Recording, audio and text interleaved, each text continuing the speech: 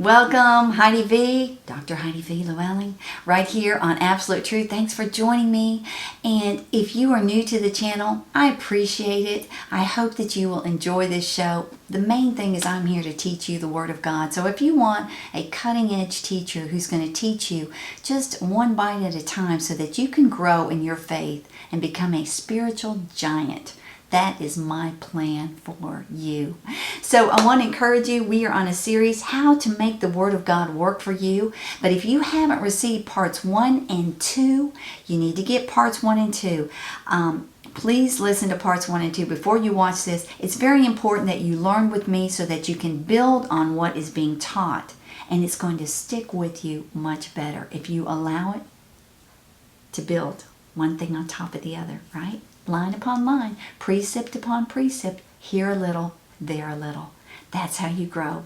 So, while God, I'm just going to continue on. This is part 3. While God does not visit the sins of believers who have repented and asked forgiveness, inviting the Lord Jesus to come into your heart literally and being your Lord, you should maintain good standing with God by searching your own heart every single day and finding any areas where you may need to repent. And the main thing is, don't dwell on your past sins. It's good to repent, but don't dwell on your past sins. And once you have repented, this is called judging yourself. In fact, let's look at the scripture. 1 Corinthians 11:31. It says, and Paul speaking says, for if we would judge ourselves, we should not be judged. Now, this is very important. What is judging yourself? It's repenting. When you judge yourself, you will not be judging other people. As long as you're looking inwardly at yourself, at your faults, at the things that you need to change, it's going to keep you from pointing your finger at other people. Believe me, it's going to help you with that. So judging yourself keeps you on guard from judging others. Judging yourself is a way of repenting. It is present tense action for you to do on a regular basis. That's what he said. If we would judge ourselves, we would not be judged. So that is something that you do on a regular basis, which is the same thing as repenting. So let's go on. We're in part 3 now. We have recapped pretty much. I'm going to jump into Ezekiel chapter 18, verse 20, which clarifies that we are not judged from our forefathers' sins, though we may still experience the consequences of generational attachments. Again, you've got to watch part 1 and 2. But though we may experience that, this demonstrates how sin can attach itself through your bloodline, even if it's not directly passed through the blood. However, we did find and we did discover that DNA, which is where your genetics are found, is in your blood, and it's also in every cell of your body. So, let's go on and read Ezekiel 18, verse 20. It says, the son shall not suffer for the iniquity of the father, nor the father suffer for the iniquity of the son. The righteousness of the righteous shall be upon himself, and the wickedness of the wicked shall be upon himself. So, I think that makes it pretty clear. God is not going to judge you for the sins of your forefathers. However, that doesn't mean that the sins from your forefathers have not been passed down through your, quote, DNA or genetics. So your sins are for you to bear alone. However, that does not mean that sins from your family generations has not passed to you to some degree, okay? And that is why you and I have to learn to openly examine when your nature is sinful and see what it is, repent of it, and remove it from your life. See, a lot of believers don't understand that it is your responsibility to remove sin from your life. It's your responsibility to judge yourself so that you won't be judged. And when you judge yourself, that's when you will realize that you've sinned. And how do you judge yourself? Get in the Word of God. When you read the Word of God, the Word is reading you, and when it reads you, it's like a mirror image of your inner being. It will bring conviction to you, because when you read it, the Holy Spirit is teaching you. And when the Holy Spirit teaches you, the Holy Spirit convicts you of your sin. And when the Spirit convicts you, that's the time to repent. So repent quickly. Repent when you read the Word. Repent after you've read something that has identified sin in your own life. That's the key to growing up spiritually. So, we remove the sin when we see we are acting in sin in habitual ways that we do not like. Okay, so the Old Testament shows us how man was judged by the law, right? Because he had to live by the law. That's what the Old Testament was. They lived in the law. They were judged by the law. So you can learn from them. You can see the judgments that were passed on to them, or how they were judged for their sin. But the New Testament, we are no longer living under the law of the Old Testament, because Christ redeemed us from the curse of the law, being made a curse for us. For it is written, "Cursed is everyone who hangs on the tree." So the Old Testament represents sin and the law of the sin and death, rather. The law of sin and death, while the New Testament represents the law of the Spirit of life in Christ Jesus. So, what does the Scripture tell us? The law of the Spirit of life in Christ Jesus has made us free from the law of sin and death. But it's still important to look at the Old Testament to see what sin does cause, because when you don't repent, sin can still affect your life. And that's what I'm wanting you to understand. It's very important that you understand this, because it's all involved with how you are going to be able to apply the Word of God to your life on a daily basis. So it's the same way with you and I today. Yes, you are already forgiven, and yes, you should recognize when you do wrong and ask forgiveness. All right, so let's look at some scripture in the Old Testament. Let's look at Leviticus chapter 26, verses 39 through 42.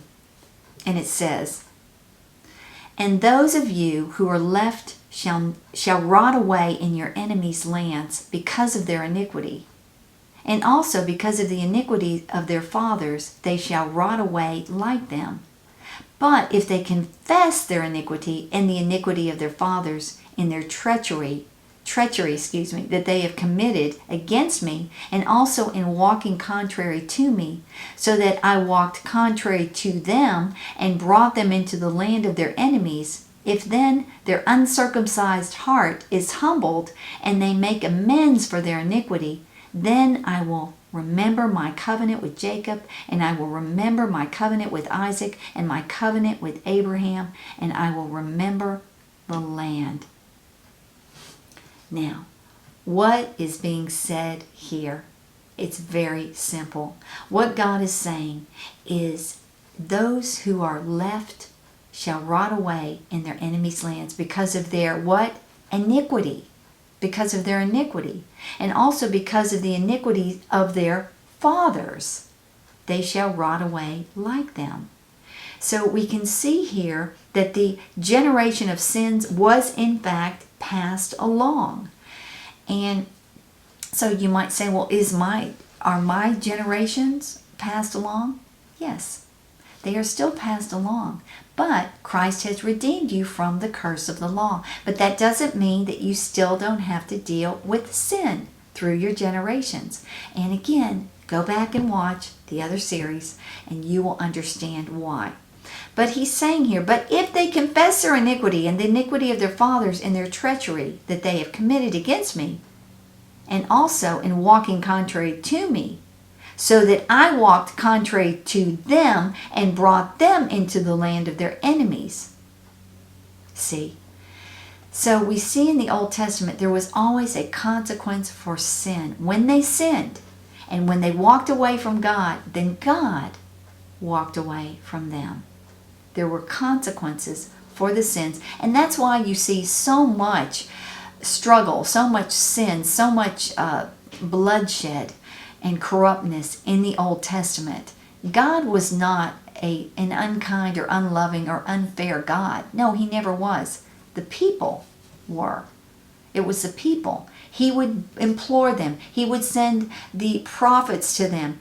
And over he would warn them if they didn't repent, the consequences of sin would happen in their lives.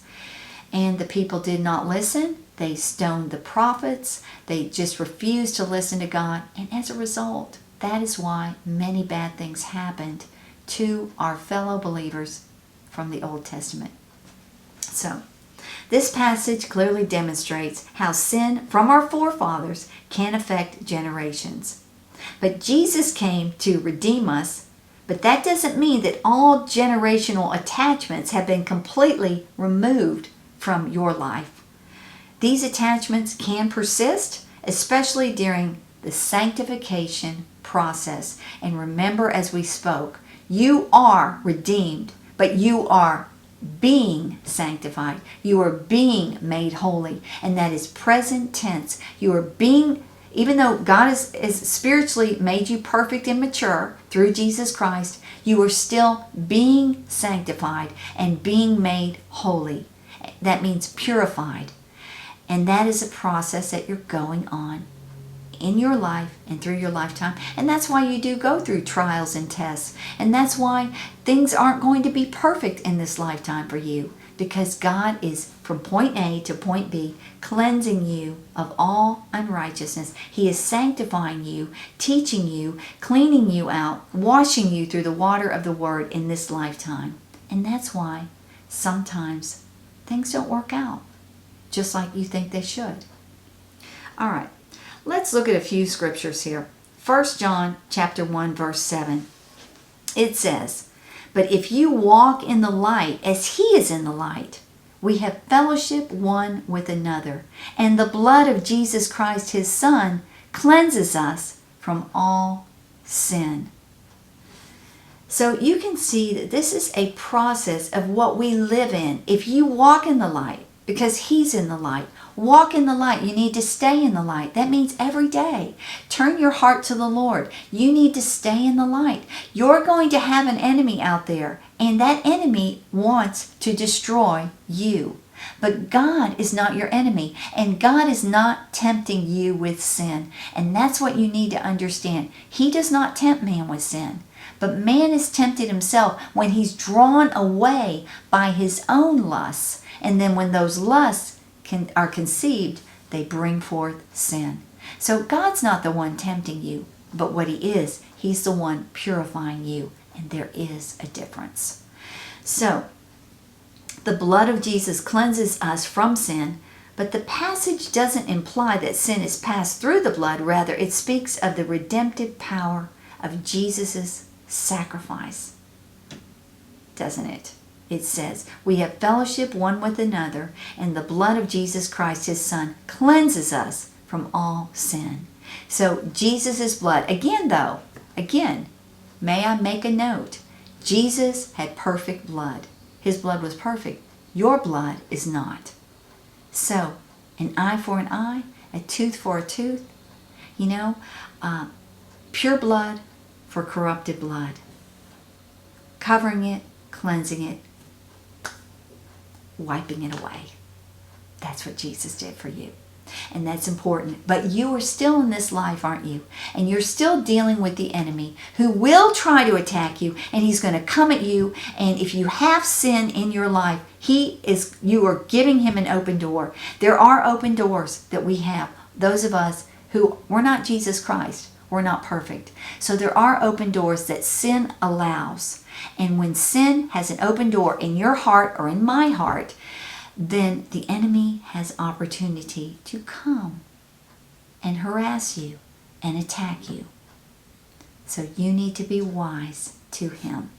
And that's what we're learning here, how to become wise to the enemy.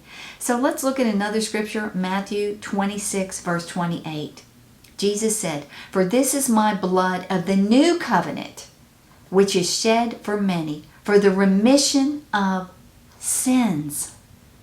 Again, what did Jesus do? It's the blood of the new covenant, not the old covenant. The law of sin and death was the old covenant. The new covenant is the law of the Spirit of life in Christ Jesus. The new covenant fulfilled the law of sin and death. It didn't wipe the law of sin and death away. It simply fulfilled it for you and I. Because you're not perfect, I'm not perfect. But Jesus was. Thank you, Lord. Jesus is. So, Jesus' blood was shed for the remission of sins, pointing to his sacrifice as the ultimate atonement for your sin. And that is good news. Now, I told you that I'm going to teach you how to apply Scripture to your daily walk, so don't worry. We are still getting to that. We're getting to that. But right now, I'm going to end this message. And next time, we're going to get further into this. But you have a lot to think about. And you need to realize that there are opportunities for the enemy to attack you and come against you. So that is why I'm telling you this, so that you will learn to be on guard against the enemy. And that's why it is so important that you judge yourself, so that you won't be judged. And as you judge yourself, you are purifying yourself through reading the Word, judging yourself, and that gives the enemy less opportunity to attack you. Well, thank you so much for joining me. Thank you, and I hope that you'll become a student by subscribing, and I appreciate if you would like the channel. I'm Dr. Heidi V, and this is Absolute Truth, and I'll see you next time. God bless.